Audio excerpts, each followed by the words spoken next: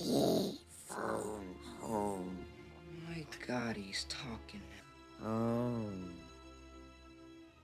E.T. phone home? E.T. the Extra-Terrestrial wasn't just a children's fantasy about a lovable alien. It was a cultural earthquake that redefined blockbuster filmmaking. But what audiences saw on screen, the glowing fingertip, the flying bicycle, the tearful goodbye, hid a production filled with chaos, accidents, and deeply human struggles. From studio sabotage to child actors breaking down under pressure, the story behind E.T. is stranger than the movie itself.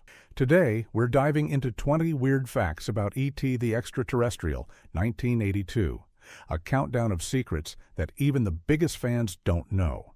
Stick around until the bonus fact, because it changes how you'll ever look at E.T. again. Let's begin. Number 20. The studio tried to kill it before it lived. E.T. wasn't destined for greatness. In fact, it almost didn't exist.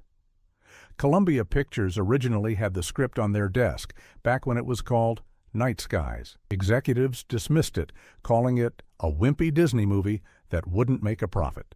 They passed. The irony? That decision cost Columbia nearly $1 billion in future revenue. Universal swooped in, recognizing Spielberg's emotional pitch about a boy and his alien. What audiences didn't know, Spielberg didn't even sell it as science fiction. He sold it as a divorce story. That vulnerability convinced Sid Sheinberg at Universal to greenlight it. It wasn't sci-fi they were buying. It was Spielberg's childhood wounds in disguise.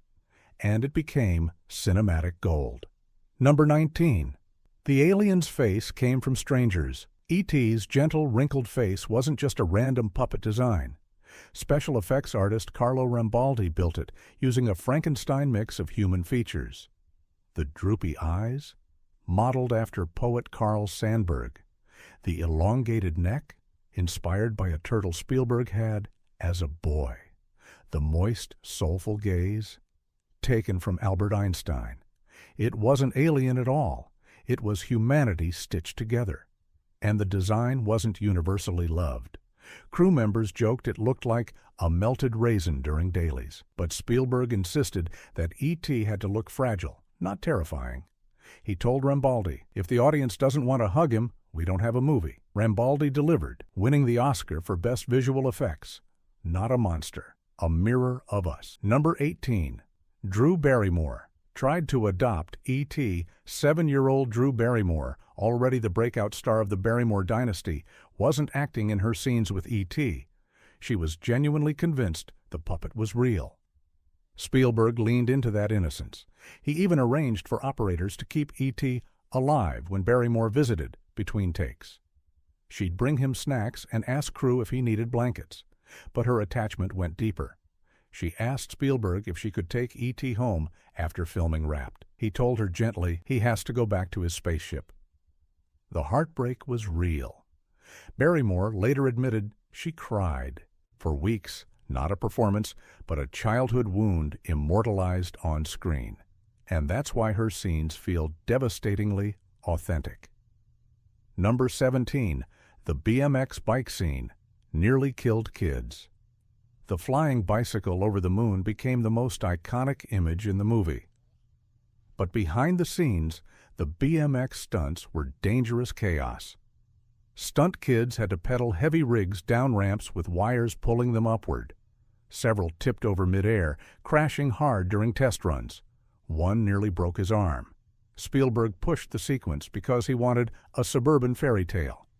But it wasn't CGI magic. It was practical wires, smoke machines, and terrified child actors hanging on for dear life. One operator admitted, it was like a circus act and no one wanted to be the kid who fell. That's the cost of cinema's most magical ride. Not a dream, a near disaster. Number 16. Harrison Ford was in it, but cut out what fans didn't know. Harrison Ford actually filmed a cameo. At the time, he was Spielberg's friend and fresh off Raiders of the Lost Ark. His role? The school principal. In a deleted scene, Ford scolds Elliot after the frog dissection rebellion. But Spielberg cut the footage, fearing Ford's celebrity face would distract from the children's perspective. The second Harrison walks in, it stops being about Elliot, he explained. Today, the lost cameo lives only in stills and fan whispers. E.T. wasn't about Hollywood titans, it was about ordinary kids and an extraordinary friend. Number 15. The script was written in record time. Melissa Matheson, who wrote the screenplay, almost didn't take the job. She was dating Harrison Ford at the time, visiting Spielberg on the Raiders of the Lost Ark set. Spielberg pitched her the idea. A lonely boy befriends a stranded alien. She scribbled down notes, but said she wasn't ready. Spielberg pushed. Within 8 weeks, she returned with a script so emotionally sharp that Spielberg barely changed it. What audiences didn't know, her first draft already had the glowing finger, the bicycle chase, and the heartbreaking farewell. Spielberg called it the best first draft I've ever read. It wasn't science fiction writing, it was a fable written with the rhythm of a lullaby, and that speed gave the film its raw, unfiltered heart. Number 14. The alien's voice came from 18 different sources. E.T.'s croaky, fragile voice wasn't just one recording, it was a patchwork of sound design brilliance. Sound designer Ben Burt, famous for R2-D2 and Darth Vader, stitched together voices from unexpected sources. The core belonged to Chainsmoker Pat Welsh, whose raspy tone gave E.T. weight. But Burt layered in animals too, raccoons, sea otters, and horses. Even Spielberg's own breathing sneaks into the mix. What audiences didn't know, over 18 different sounds were fused to create the illusion of a single alien voice. It wasn't one performance, it was a chorus of Earthbound, voices reminding us that E.T. was always both strange and familiar. Number 13. The puppet malfunctioned constantly. On set, E.T. wasn't magic. It was a nightmare of hydraulics, wires, and sweaty operators. The puppet required 3 men crammed inside its torso, plus a dozen more controlling the eyes, neck, and arms off camera. Dailies were full of awkward bloopers, E.T.'s neck collapsing mid-scene or his arms spasming wildly. During one hospital scene, his chest light refused to glow, delaying filming for hours. Spielberg refused to roll cameras until E.T. looked alive. Crew joked that the puppet had a mind of its own. But Rambaldi's team persisted, eventually making the puppet so expressive that kids believed it was real. Not flawless engineering, just relentless illusion. Number 12. Reese's Pieces. Almost didn't happen. The candy trail that lures E.T. wasn't supposed to be Reese's Pieces. Spielberg first asked M&Ms. But Mars Incorporated balked, worried the alien would scare children. Hershey's took the gamble, and history changed. Sales of Reese's Pieces jumped by 65% after the movie's release. The product placement became one of Hollywood's most famous.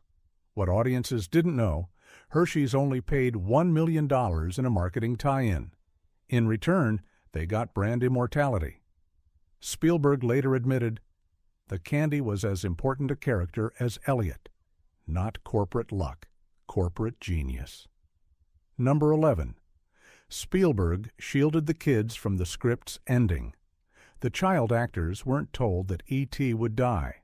Spielberg withheld the script's ending until the day of filming to get authentic reactions. When E.T. goes limp in the medical tent, the children's tears weren't acting. They were genuine shock. Henry Thomas, who played Elliot, recalled, "We thought he was really gone." Spielberg orchestrated it like a secret, telling only Drew Barrymore beforehand to keep her grounded. What audiences didn't know, the children's grief is real cinema verite. Spielberg didn't want them to act, he wanted them to feel. And that's why the ending still devastates audiences 40 years later. Number 10. The audition that made Spielberg cry. Henry Thomas didn't just audition for Elliot, he broke Spielberg in half. For his test, Thomas improvised a scene about government agents taking E.T. away. He wept on cue, begging, "Don't take him, he's my friend." The casting director was stunned. Spielberg wiped his eyes and whispered, "You got the job." What audiences didn't know that one taped audition has since gone viral, and it remains one of the most raw, unscripted moments in casting history. Spielberg didn't need a second read. He said, "I found my Elliot." Not acting. Pure childhood grief. And it set the emotional tone for the entire movie. And before we reveal the next 9 secrets, go ahead and like and subscribe, because these stories only get stranger. Number 9. The government agents had guns until they didn't. In the original theatrical release, the FBI agents chasing Elliot carried rifles. But years later, for the 20th anniversary edition, Spielberg digitally replaced them with walkie-talkies. He admitted he regretted scaring children with guns in a family film. Fans erupted in debate. Some praised the change, others condemned it as censorship. Spielberg later confessed, "I was wrong to tinker. I'll never do it again." What audiences didn't know, that edit became a cultural flashpoint in discussions about film preservation. It wasn't just a movie tweak, it was a battle over cinematic memory. Number 8. Spielberg shot the movie in chronological order. Hollywood almost never films in sequence. It's too expensive. But Spielberg demanded E.T. be shot chronologically. Why? He wanted the children to experience the story's emotions in real time. That way, their bond with E.T. would grow naturally. What audiences didn't know, this unusual approach made the goodbye scene at the spaceship devastatingly authentic, because the kids were actually saying goodbye to months of working with the puppet. Henry Thomas later said, "It felt like losing a friend. Not scheduling efficiency. Emotional engineering." Number 7. John Williams saved the flying bicycle scene. The moonlit bike ride is unforgettable, but in the editing room, it nearly fell flat. Spielberg cut the scene with temp music and felt it dragged. Enter John Williams. He composed a swelling symphonic piece that built from innocence to triumph. Spielberg was so moved that he re-edited the scene to fit the music, not the other way around. What audiences didn't know, directors almost never cut picture to score. But Spielberg trusted Williams completely. The result? Cinema's most iconic cue, forever linked to childhood wonder, not editing dictating music, music dictating magic. Number 6. Spielberg used real doctors in the hospital scene. When E.T. lies dying in the medical tent, the chaos feels terrifyingly real. That's because Spielberg cast actual doctors and nurses instead of actors. He wanted authenticity, the jargon, the frantic movements, the exhaustion. The medical staff improvised their dialogue while trying to save the puppet. What audiences didn't know, Spielberg told them only one direction: do whatever you'd do for a real patient. The result was so convincing that some child viewers left theaters traumatized. Not staged drama. Real medicine applied to a fake body, and it blurred the line between fiction and reality. Number 5. Spielberg directed from the floor. While filming the kids' scenes, Spielberg often crouched on the ground at their eye level. He didn't want to direct down to them. He wanted to live inside their world. Crew members joked that he spent more time on the carpet than in his chair. What audiences didn't know, this simple choice shaped the entire film's perspective. Adults are mostly shown from the waist down, their faces hidden until later. Spielberg explained, "It's not their story, it's the kids' story." Not authority commanding children, childhood commanding cinema. Number 4. The shoot was strangely short. For a movie that became a cultural monolith, production was surprisingly fast. Filming wrapped in just 61 days, lightning speed for Spielberg, who had wrestled with months-long epics like Jaws. Why so quick? Because most scenes took place in suburban houses and backyards, allowing an efficient schedule. But what audiences didn't know, Spielberg later admitted he didn't want the kids to age out of their roles during a drawn-out shoot. The compressed timeline preserved their innocence, and the movie's fragile tone, not blockbuster bloat, childlike urgency. Number 3. E.T. almost became a horror movie. The original pitch wasn't heartwarming, it was terrifying. Before Matheson's rewrite, Spielberg envisioned Night Skies, a horror script where aliens terrorize a family, mutilating cattle and attacking children. Only one gentle alien befriended the boy. But Spielberg pivoted, realizing he wanted hope, not fear. What audiences didn't know, had Columbia stuck with Night Skies, we might have had a blood-soaked invasion film instead of a bedtime classic, not terrorizing humans, healing them. Number 2. The film derailed. Other movies, E.T. was so successful it disrupted Hollywood.